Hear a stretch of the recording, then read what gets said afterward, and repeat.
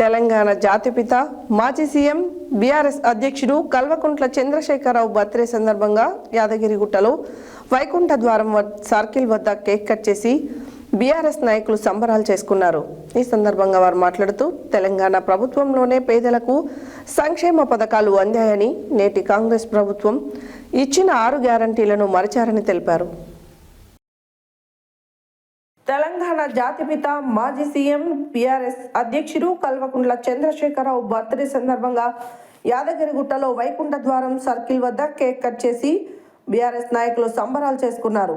ఈ సందర్భంగా వారు మాట్లాడుతూ తెలంగాణ ప్రభుత్వంలోనే పేదలకు సంక్షేమ పథకాలు అందాయని, నేటి కాంగ్రెస్ ప్రభుత్వంలో ఇచ్చిన గ్యారంటీలను మార్చాలని తెలిపారు.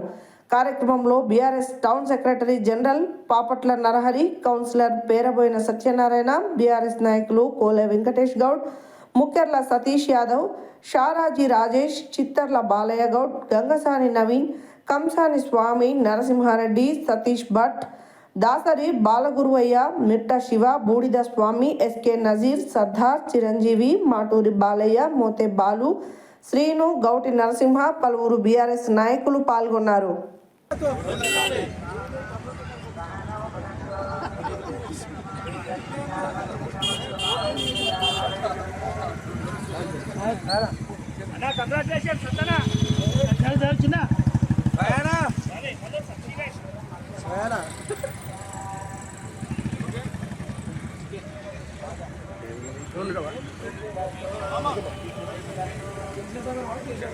ఓకే మామ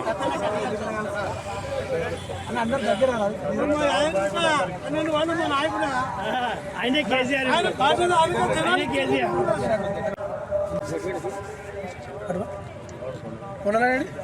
ఓకే జాతర గుట్టలు పోయి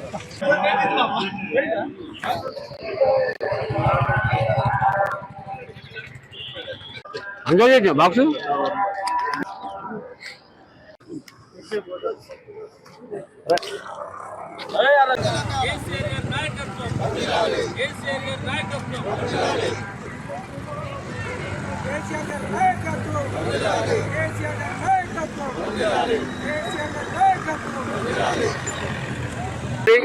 తెలంగాణ రాష్ట్రాన్ని సాధించినటువంటి మన కల్వకుంట్ల చంద్రశేఖరరావు గారి జన్మదిన సందర్భంగా మరి యాదగిరిగుట్ట పట్టణ శాఖ ఆధ్వర్యంలో మరి కేక్ కటింగ్ చేయడం జరిగింది.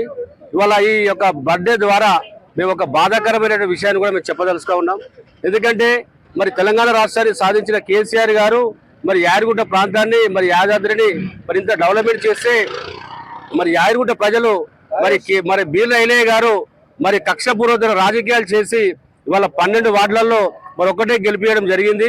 మరి 12 వార్డులలో వార్డుకు గల్లీ తిరిగి మరి డబ్బులు పంచి, మద్యం పంచి మరి అందరిని బెదిరింపులకు గురి చేసి ఇలా మా ఓటమికి మరి కారకులైన బీర్ల ఐలయ్య గారు మరి ఇవాళ మేము ఎందుకంటే చాలా బాధతో మాట్లాడుతూ ఉన్నాం. ఇవాళ నువ్వు గల్లీ రాజకీయాలు మరి ప్రతి ఓటరు దగ్గరికి వెళ్ళి మరి పలానా వ్యక్తులు గెలవద్దని చెప్పేసి డబ్బులు పంచి మమ్మల్ని ఓడగొట్టావు. బిడా చెప్తున్నాం బీర్ల ఐలయ్య గారు, తస్మాత్ జాగ్రత్త.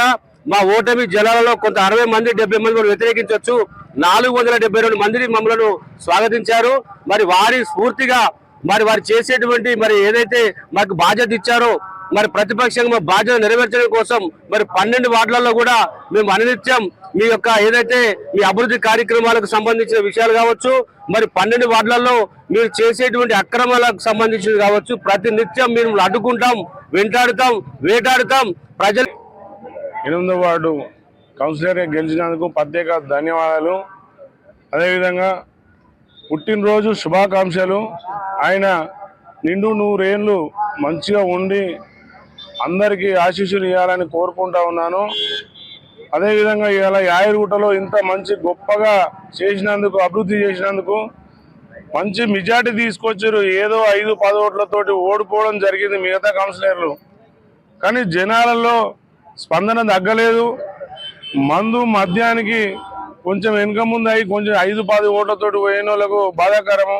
వాళ్ళు కూడా ఏం బాధపడదు, మళ్ళీ వాళ్ళకి ఫ్యూచర్ ఉంటుంది. నెక్స్ట్ టైం వాళ్ళు ఎవరు ఏం చేసినా జాతిపిత తెలంగాణ తొలి ముఖ్యమంత్రి చంద్రశేఖరరావు గారి జన్మదిన సందర్భంగా మా పార్టీ నాయకులు, ఉన్న సీనియర్ నాయకులందరితో పాటు ఈ కార్యక్రమం ఏర్పడడం చేయడం జరిగింది.